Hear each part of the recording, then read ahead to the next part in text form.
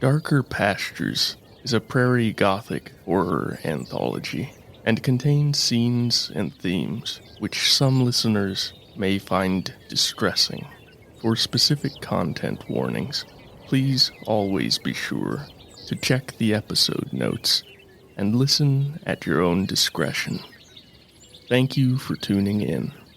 I hope you enjoy today's humbly hideous offering.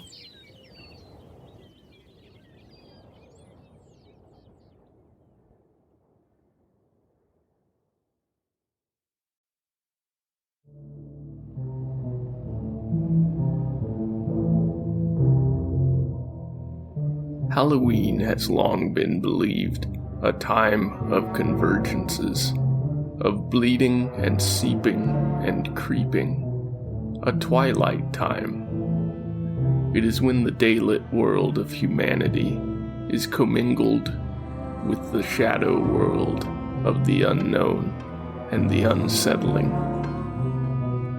But for some people, it's the human realm that is darkest, most alien, and most threatening. Some are relegated to the role of the outsider, cast irrevocably as monsters for any slight divergence from the expectations of wider society. Is it any wonder, then, that in time, some choose to embrace that role, to throw themselves headlong and laughing into the relative paradise of darker pastures?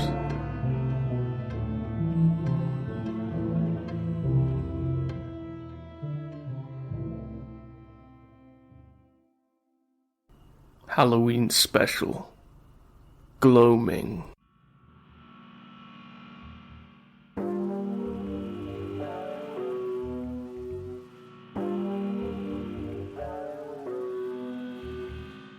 Kev really tries not to fall asleep in geometry. Truly, he does. Is it his fault that it's the last class of the day, and it's so damn boring? Mr. Wensler's voice drones on and on, with no trace of enthusiasm, lulling Kev into sleep.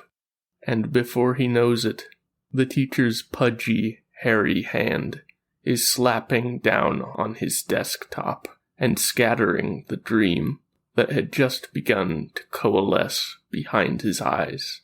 His face beat red behind an iron-gray mustache. Mr. Wensler demands that he go up to the whiteboard and finish the theorem. Wensler always makes a point of calling Kev by his full name, which he hates. Kev does his best not to show it, but his ears burn as he trudges in front of the dozen other students to work through the theorem. For once, he is almost grateful that this shitty school in this nowhere town is so small, but he also shares this class with the two people he has the biggest crush on. Just my luck, Kev thinks. Katie is a willowy girl, with auburn hair and hazel eyes, a galaxy of light freckles under her octagonal-framed glasses. Long ago, before Kev's best friend Mike had moved away, she had played Pathfinder and Warhammer Fantasy with them, and ever since he had been in love with her. The other would not even glance in his direction. Lee is a star on the football team, which makes him pretty popular, but does not quite protect him from the occasional ethnic slur against his Korean ancestry. But he is everything Kev is not. Masculine, attractive, socially, athletically, and academically skilled in all the right ways. So when Kev stumbles over the theorem, and Wensler's voice cracks like a lash across the silent room, Kev wants to crawl inside himself and die. He cannot meet the gazes of the other students as he moves to his desk at the back, but the teacher once more stops him, insists that from now on he take one of the empty desks near the front. It's not fair, he thinks. I get good grades in this class.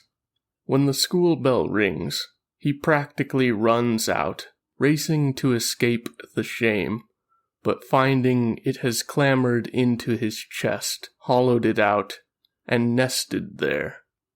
He sits at the back of the bus, as usual.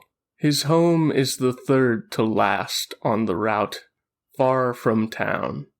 Pulling out a battered copy of the Silmarillion from his backpack, he begins to read it through for the third time, doing his best to ignore the other kids. He keeps trying, even when one of them turns and starts pulling bits of cooled popcorn from an oily brown paper bag in their lap and throwing them at Kev's downcast head. It's Jake Holwood, another star from the football team. His father owns land in both the Dakotas and has profited handsomely from oil extraction in the north. Usually Jake doesn't even take the bus, instead preferring his sleek black F-150, but apparently it's in the shop. The rumor that's been floating around school is that Jake crashed it on a night of heavy drinking with his friends, following a victory in an intense rivalry match. Softly enough that the driver will not hear, Jake begins to call Kev in a sing-song voice, starting with the epithet freak, and then graduating to the feminizing and homophobic slurs that Kev has endured many times before. Kev tells him to get stuffed, and then Jake throws the entire paper bag at him, spraying popcorn detritus all over his book and the back seats. The kids nearby shout, whoop, and laugh, and the bus driver does take notice now, yells back at them to settle down and that they'll have to clean all of that up before they disembark. Lips curling in a knife-sharp smile, Jake asks Kev if he heard, says that he'd better get to work. Kev does, hating to give Jake the satisfaction, but knowing that if it isn't picked up by his stop, he'll end up doing it anyway. He's always the one to take the blame. Perhaps it's his long dark hair. Maybe it's his perpetually black-painted fingernails, or his musical and artistic tastes, or his quiet manner and habitual reading. Regardless, for some reason, he has always been singled out as the source and instigator of all disturbance. Picking up the popcorn, his thoughts return to Mike and Charlie Whitebear, who had occasionally joined them for a gaming session. Kev wonders if he'll ever see either of them again, and feels a dark certainty rise, like a stone wall in his mind, that he will not. Reaching out for one of the last outlying pieces, he only just manages to snatch his hand back before one of Jake's boots stomps down viciously. Nice reflexes, Jake says with feigned nonchalance, trying to hide his annoyance at being outmatched. Kev considers a cutting reply, swallows it instead. Warily, he finishes cleaning up, then gets back into his seat and waits for the ride to end, putting on his worn-out headphones so that he can pretend not to hear anything further. When the bus finally stops beside the little rural lot where Kev and his mother live, Kev emerges, feeling utterly depleted. The wind-battered mobile home rests under the shade of 3 hackberries, the only visible trees upon the miles of surrounding pasture land, occasionally broken by fields of corn or soy. He goes inside and finds his mom sitting at the tiny kitchen table, midway through what he guesses is her third can of Budweiser. She smiles at him as he sits across from her, asks him gently how his day went. He lies and says it was okay, repeating a familiar ritual. She asks him if he's planning to dress up tomorrow, and it's only then that Kev remembers tomorrow is Halloween, that there is, in fact, a costume contest this year for the holiday. He says he hasn't decided yet, even though he's certain he won't. Feels like he's got enough of a gravitational pull for derision without inviting more of it. His mom asks if chicken and pasta sounds good for supper, by which she means frozen tenders and blue box macaroni. Kev shrugs and says that sounds fine. She rises, a little unsteadily, and begins the meager preparations for their over-processed meal. Watching her, he thinks, as he has many times before, that if his deadbeat father ever returns, he will kill the man for what he has put Kev's mother through.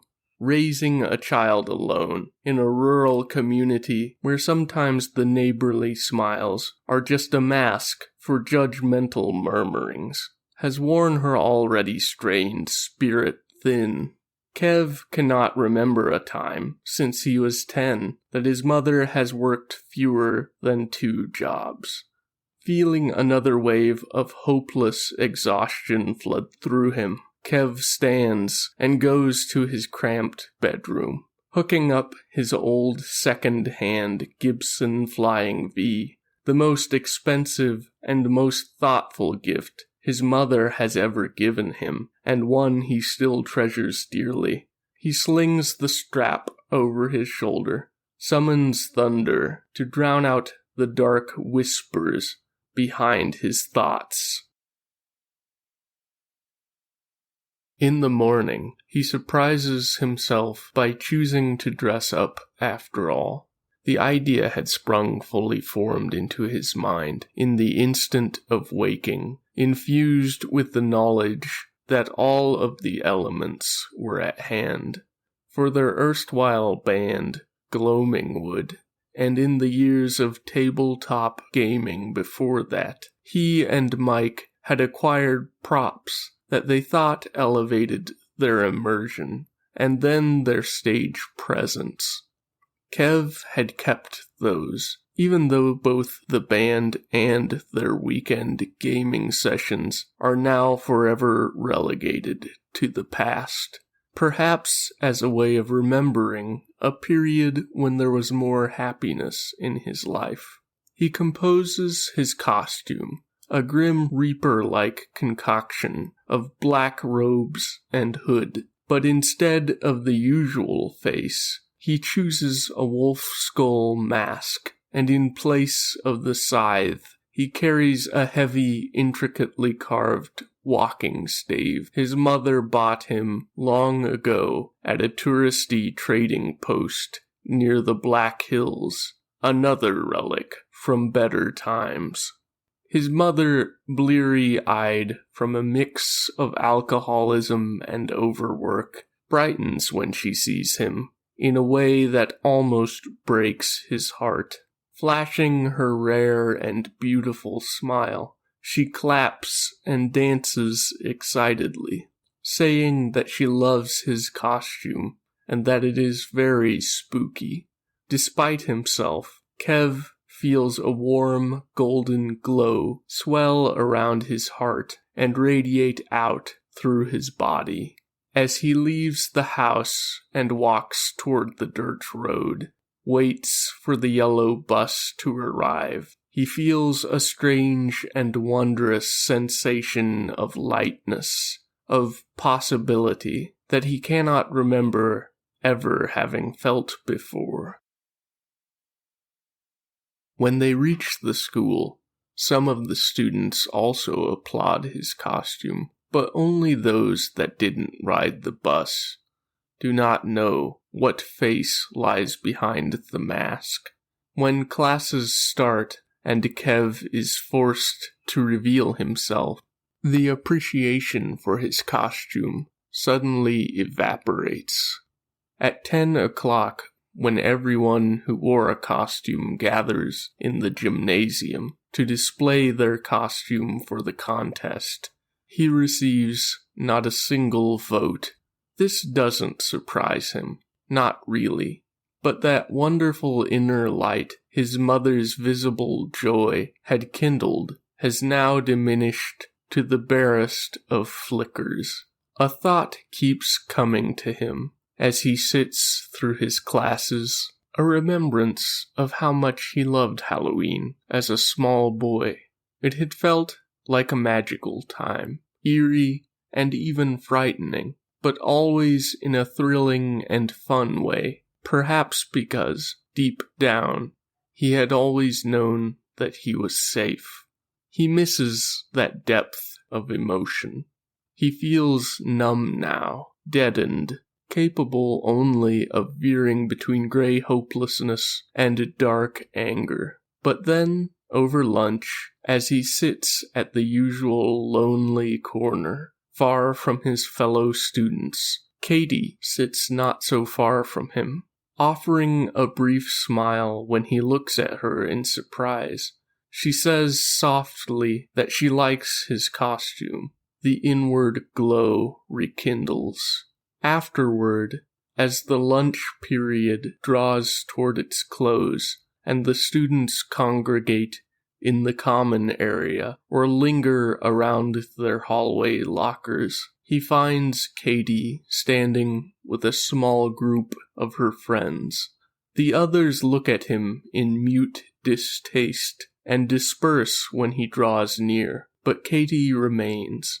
His heart hammering, Kev summons up his nerve and asks the question that has been burning on his tongue ever since she sat near him. Asks if she would ever want to catch a movie with him.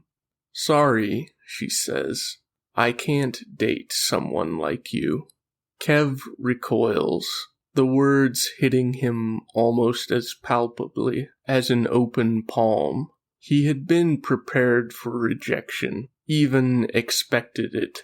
Rejection is the reaction he's most familiar with, but the casual cruelty of that phrase, "someone like you," had taken him totally off guard. His mind automatically translates it into the names that have been hurled at him for years. Freak, queer, fag. He had always thought that Katie was different, kinder and more open-minded than the other students, shaped more sympathetically by her less than popular interests and slight social ineptitude. Numbness spreads through him. He feels like his spirit is leaving his body, pulling up and back through the tip of his skull and rising to look down on the world as an eternal outsider. "Okay," he mutters, twice. Katie looks like she's about to say something further, but then turns and walks away from him, not glancing back. Kev feels so very cold watching her go. It happens in gym, his penultimate period of the day, this thing that he has anticipated, even without knowing what form it would take. After an absolutely atrocious bout of wrestling, during which the other boys have deftly humiliated him more than was necessary, but not so much as to bring the intervention of the teacher. He's washing the stink that's only partially his off his body when 3 of the other boys corner him in the shower. They begin to call him all the old names, ask him what treat he'd like for Halloween. One of them begins to do a mock strip tease in his towel, asks Kev if he likes what he sees. Kev does his best not to show the terror that is freezing his veins. He's been mocked before, hit before, but this feels like something worse, something he dares not imagine. He sees their eyes, hard and devoid of sympathy, and that's when he knows that he's right to be afraid. But then the gym teacher comes through the shower room, yelling at the boys to finish up and get to their next class. And just like that, the boys disperse, leaving Kev to get dressed. As he does, he notices that Lee is sitting before his own locker, putting on his shoes. From his seat, he had to have seen and heard everything that just happened. But Lee will not look at him, says not a word. When Kev steps off the bus and walks toward his home, something feels at once wrong, even before he enters the little trailer house. There's no light from within, even though it's evening, and the shade from the hackberries would mean it was dim inside. Stepping through the front door, he calls to his mother. There's no answer. Her little red car, battered and always seeming on the verge of failure, is parked in the drive. Kev calls to her once more, feeling something hard, clenching in his innards. He finds her in the bathroom, sprawled upon the floor. Kneeling to check for a pulse, he knows as soon as he feels the coldness of her skin that there will be none. It's a long while before he stirs, his legs cramping and prickling with impaired circulation as he kneels beside her. It feels like he should cry, or scream, or rage. He thinks that he should run to the phone, call someone, even though his mother is now beyond help. His thought feeling as fragile and as rigidly inhuman as crystal, he wonders whether it was a heart attack, a stroke, some unknown complication of alcoholism. He also thinks that it doesn't matter because she's gone forever regardless. He stands and paces through the house, not knowing what to do. It's on the third pass through that he notices through the back window the forest. There cannot be a forest there. There has never been a forest there. But there, dark and thick in the autumn dusk, rear trees taller and mightier than any that have ever grown upon the South Dakota prairie. And his mother stands at the edge of the trees, beckoning to him. She is there only a moment, and then she recedes into the darkness under the densely tangled boughs. Kev thinks of the books he's read on mythology. He thinks of Samhain, the night when the world of the dead conjoins with that of the living. Before he leaves the mobile home, he checks the bathroom once more. She still lies there, cold and pale and unmoving. He turns from her and steps out the back door, drifts across the flat pastureland toward the trees. They whisper, and their whisper is not the usual soughing of leaves in the wind, but something more, something full of hidden meaning. He can hear them long before he reaches the grove's edge, and when he falls under their shadow, the whispers drown out his thoughts. Deeper and deeper he walks into the trees, into their premature night, and as he walks, he feels himself changing. Something is entering him, the liquid susurrus carrying with it some otherworldly infection that is rippling through his flesh and shivering in his bones. Always small and underweight, he feels his limbs lengthening, his muscles thickening. He can feel the power that surges in his blood. And now, at last, he understands the whispers and recognizes his mother's voice mingled among them. Carry us! Carry us! We are the damned! We are a kindred! Eat us! Carry us! Feed us! And what Kev thinks is, yes, I will. When he reaches the heart of the grove, he cannot see it, so dense is the overstory there, but nevertheless he knows it is the heart. Kev knows that what entered that grove will never emerge from it again. This knowledge is a sanguine delight that tingles in his core, that makes his arteries thunder. Carry us among them. Feed us, the whispers say.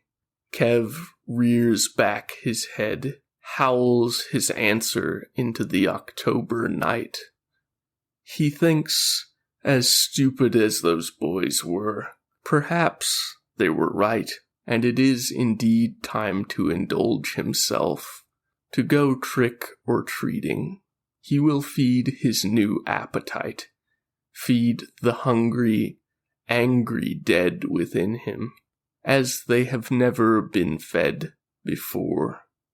Perhaps he will start with the ones who cornered him in the shower, he considers, as his long and bestial body bounds out from the trees and over the moonlit grass.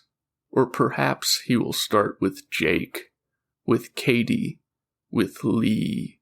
He grins a grin which has never been seen in daylight by living eyes, and tells himself that the night is long and there's no need to agonize over the choice. There will be time enough for all.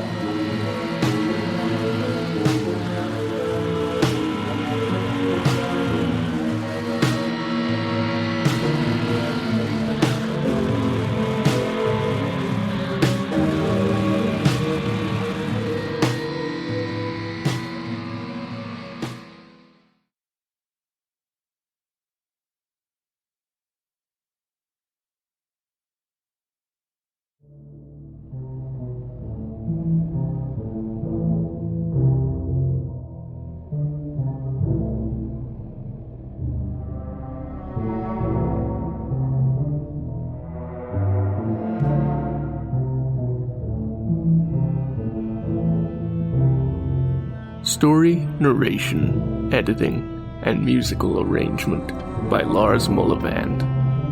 If you enjoyed today's story, please rate, review, and share. Thank you for listening. We'll meet again in darker pastures. I hope you enjoyed this special episode. Have a happy Halloween.